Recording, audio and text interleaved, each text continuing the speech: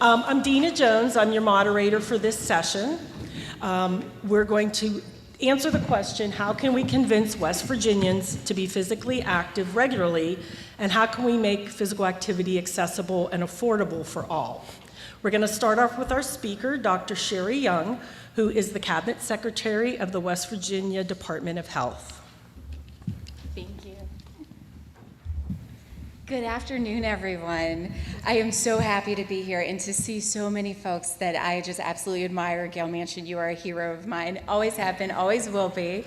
But to see folks that I have worked with along the years, seeing classmates and Dr. Rubin, who gets credit for me doing family medicine at CAMC for the recruiting, even seeing some of our folks for BPH and the work where we are all coming to the table together. It is wonderful to see you all here today. Also seeing our payer partners, things that we have coming forth with Aetna Better Health, some great things that we will be tying together in the future. It is an absolute honor to be with you guys today. So, if I could tell you anything, starting far before I was ever Secretary of the Department of Health, which I have to say has been a wonderful experience because I have one of the best teams and the best collaborations that you could ask for. We have a lot of work to do, and so there will always be a need for the Department of Health. The Department of Health, when we look at the things that we could be doing for folks within West Virginia, we literally touch every West Virginia life from the moment that they are born with their newborn screenings to the moment that they are decedents, and that is literally from birth to death. And so we have a lot of work to do to make sure that our West Virginia folks are going to be healthier and happier. But before I was secretary, I was a physician, a family physician from Wyoming County. So I'm a lifelong West Virginia resident. I am so proud to be from the state of West Virginia. I can't imagine a more beautiful place to work. I love to go visit other places, but I always enjoy coming home to West Virginia. But as a physician, what if I told you that I had a prescription that not only prevented diabetes, but treated diabetes, heart disease, hyperlipidemia, Alzheimer's disease, cancer, and obesity? What if I told you I had a magical prescription for that? Raise your hand if you'd be interested. We do have that. We do have that magical prescription. And that magical prescription is physical activity, and that is what we're here to discuss today. So how do we make that accessible to every West Virginian? We have equality, and then we have equity. Not every single county, being from Wyoming County and now living in Kanawha County, I can tell you that the needs are vastly different when it comes from everything from nutritional needs and access to healthcare, access to physical activity. They're very diverse. So the things that may work in one area may not work for other areas. And what may work for a group of folks may not be what works for each individual person. So we need to come together to look at ways that we can make this work. And that's why it does my heart so much good to see all of you in the room today working towards getting that common goal. So when we talk about physical activity, we have goals. We want to maintain our health. We want to be physically active. We need to change the conversation of not only is it for the treatment of chronic medical conditions, but also for the prevention of chronic medical conditions. And we need to start those conversations very early, starting with education. So I'm so happy to see that our partners from education are here to talk about how we can impact kids at school. One of the best things that we can do, and I've already heard it in some of the conversations that we've had today, is leading by example. And I'll give you a couple of examples here. So, of course, being Secretary of the Department of Health, you should lead by some form of example. But one thing that I've done to try to stay healthy is having a standing desk. And I'm very proud of the fact that there are at least 4 other people who have picked up on that within the office that said, hey, I need to have one of these standing desks. How does this help? And so making those changes, even if they seem like little changes, people pay attention to what you're doing. And so if they see us standing more, if they see us walking more, if they see us making healthier choices, that is truly leading by example. So when we look at what's going to work for folks, again, going back to what's going to work in our rural communities and having some of the best assets we could possibly ask for. So let's take a look at the backdrop. First of all, thank you for having this event here at Stonewall, because it's one of my favorite places in West Virginia. Just absolutely gorgeous. So many things to do. The activities that we have available to us, whether it's fishing or hiking or walking and kayaking. Now, I have tried paddleboarding. Thank goodness nobody was there with a cell phone. So we all try things. It's good to try things, and I love that. That's one of the programs that we help support, Try This West Virginia, and I think it's good to try those things, and it's absolutely okay to go face first into water off of the paddleboard. At least you tried it. But not everything's going to work for everyone, and so sometimes we have to change that dialogue. When we talk about exercise, a lot of us picture going to a gym. That may not be a comfortable measure for all of us. That may not be an area of comfort. And so if you get discouraged, you're not going to go back. But if we all move or pull that rope together, all in the same direction, trying to make those impacts in places where we feel safe, where we feel that we are encouraged to keep doing activities, where we are encouraged to make that impact, that is where we are going to drive the biggest change. So with that, thank you guys so much for inviting us for the panel today. I look forward to having this discussion with our panelists, and I will try to stick around a little bit after this. It's been so great visiting with folks prior to being up here, but I will try to stick around for any other questions or things that you all have afterwards. But thank you guys so much for having this symposium.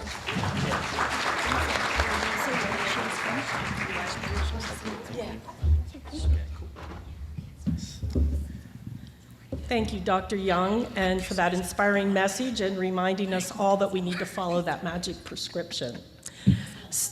So I'm excited now that we have a diverse panel up here, a distinguished panel, representing the media sector, community health, and people with disabilities. So I'd like to introduce the panel. On your far right, we have Dr. Leslie Cottrell, who is professor and vice chair in the WVU Department of Pediatric Research and the director of the WVU Center for Excellence in Disabilities. Next to her, we have Alexis Batalsa, who is the director of active living at the Williamson Health and Wellness Center. And then next to him is J.D. Belcher, who's the owner of JJN Multimedia and a big help to us today as we launch the plan. So I'm going to start with Alexis. When I was doing some background searching on the web, getting to know the panel a little bit better, I learned that Alexis is a huge physical activity champion, avid runner, walker, ultra marathons you mentioned, I believe like 300 miles in an event. Yep. That's pretty amazing. So I'm sure you're a very good role model and influence in Mingo County. So can you tell us in Mingo County or in that region, what kind of programs and activities are happening, and why do you think people are participating? So currently in Williams and we're Mingo County itself, we'll start out with schools. So with schools, we've been going into every one of the schools, maybe just one school we didn't go to, but other than that, we've been throwing in some different things like pickleball, like you all mentioned earlier. Obstacle courses has been one thing that a lot of the kids have been enjoying a lot.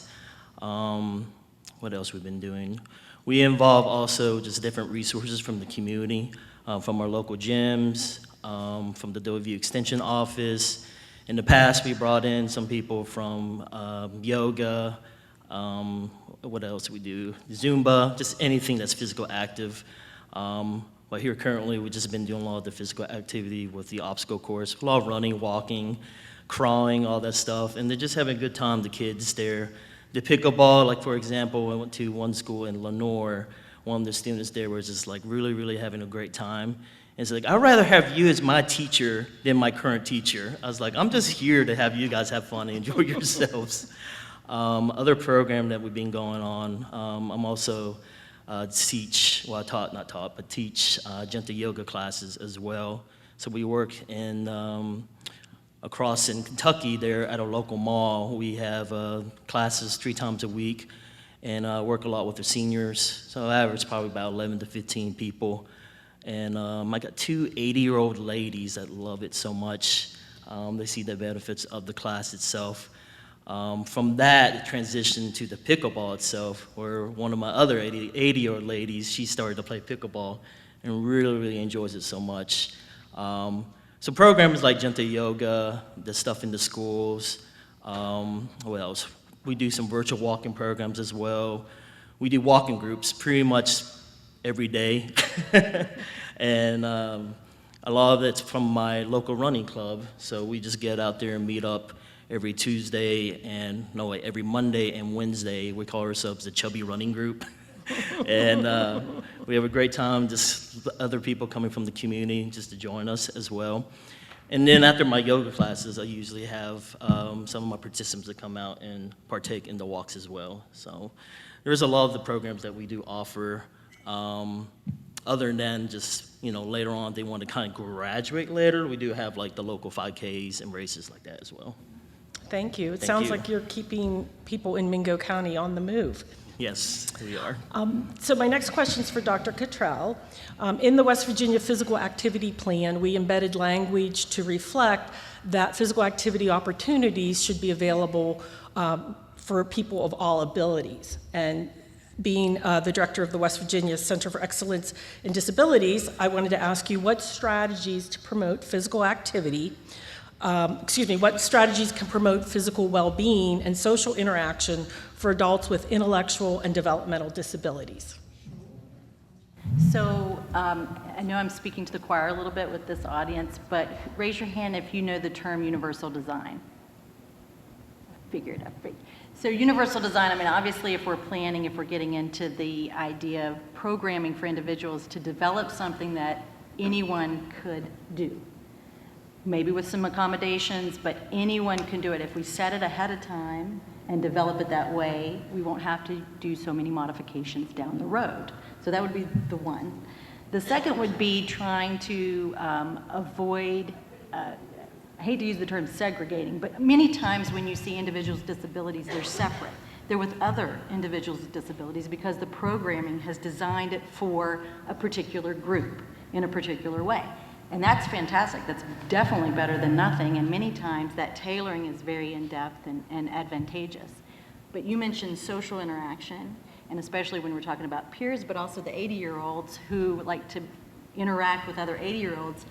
And so having that in mind, whether it's universal design or not ahead of time, trying to get those groups together.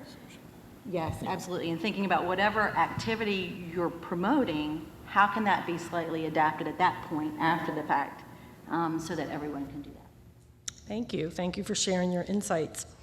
So, JD, we have a sector on the media in the West Virginia Physical Activity Plan, and you're playing a big role here today with helping us launch the plan.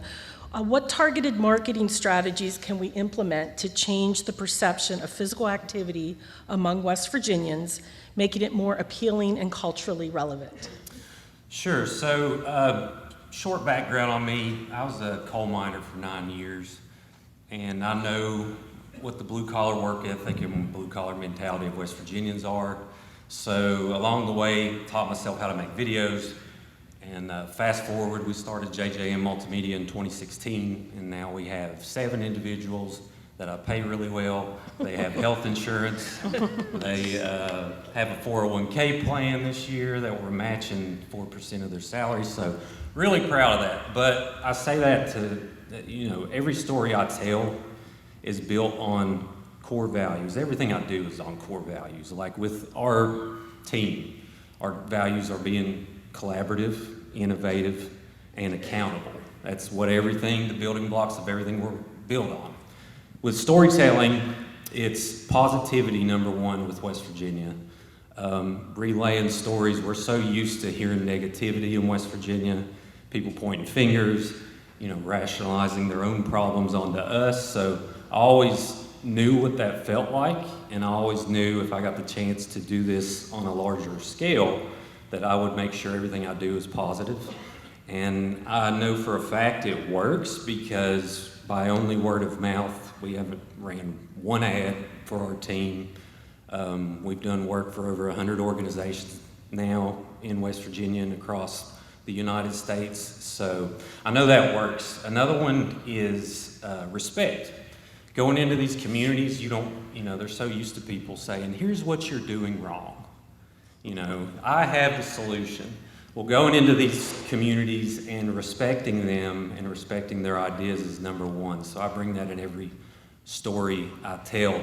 It's not really, spreading messaging in West Virginia. You could say, well, target a certain demographic with Facebook ads, spend $1,000, but it's more than that because, you're dealing with places with broadband issues and, they're just so used to people looking down on them. And I think, bottom line, that respect to their community is important. And the last one's dignity. We often are judgmental and we judge how people live, but we forget often that that's their home too. So, whatever messaging you create, just making sure, it holds those core values true, it'll spread organically to the demographic that needs to hear it. And for everyone else, for funders, that's when you buy the ads. So, thank you. Thank you. It's interesting to hear how your background has informed what you do today. And Dr. Young, feel free to jump in if you have any comments along the way. It sounds like we have time for another round of questions. Right, timekeeper? Yes, that's what I thought. So back to Lexus. What lessons have you learned from your work in the community? I think just having got a lot lived experience, like it was mentioned earlier.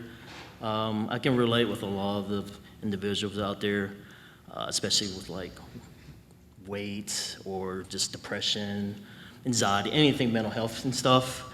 And I think that helps a lot, especially with the yoga classes, the walks, or just kind of being there for them in those moments. And just kind of being a leader in the community. It definitely makes a difference with them themselves, to kind of see them grow and evolve. I forgot to mention that I do a lot with the recovery community as well with Jinta Yoga, and it's called Wise Paths at the on top of the Women's Memorial Hospital.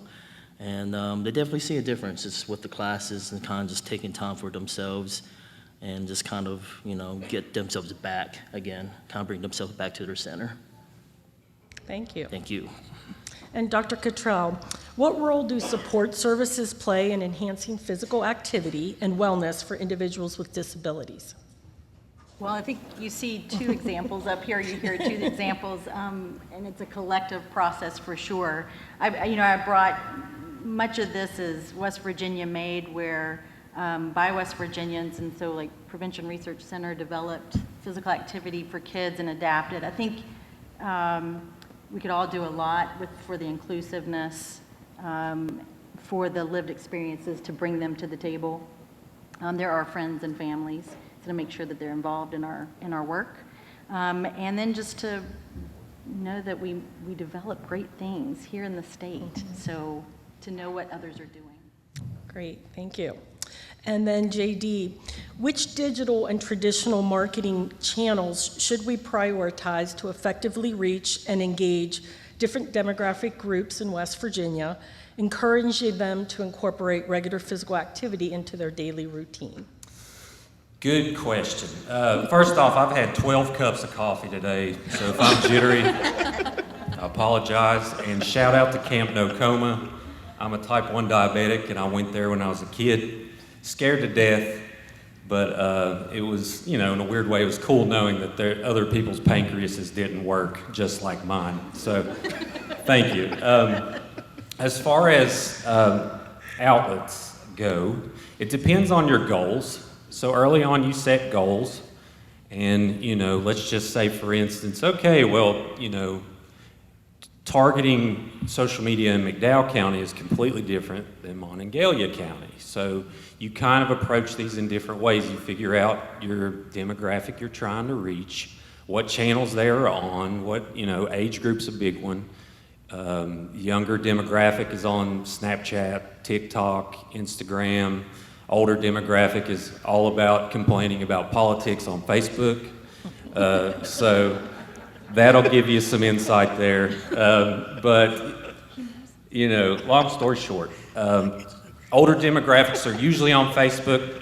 Traditional outlets, as far as that goes, it's becoming more and more irrelevant, but it's still relevant in West Virginia, like your news stations and radio outlets and things like that. People are still listening to. It's comforting. So that's the big thing, is just setting goals early on and figure out where your demographic is, and then that's when you hire us to help you get there. So, And then final question for JD.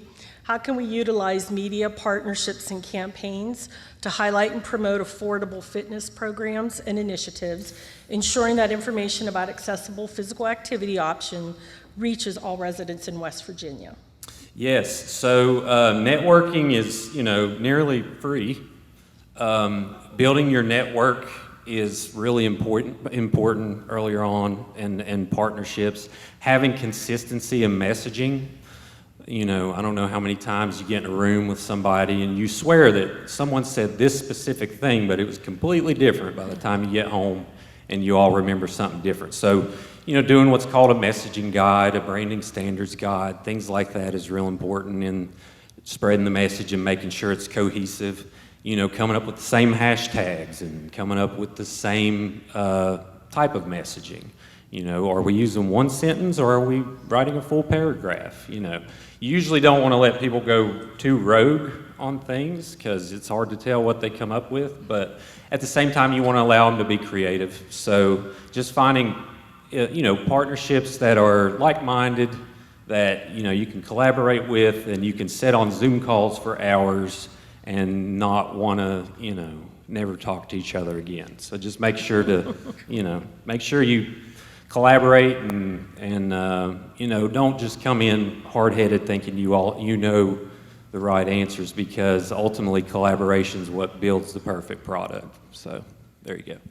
Great. I liked your example about having people in a room and everybody hearing different things. It reminds me in kindergarten where the teacher lined us up and whispered something in the first person's ear, and then you went down the chain, and what came out at the end from the last student was nothing near what was said at the beginning. So it kind of sent me back to kindergarten. So I'd like to thank our panel and our guest speaker, Dr. Young, for sharing their insights with us today.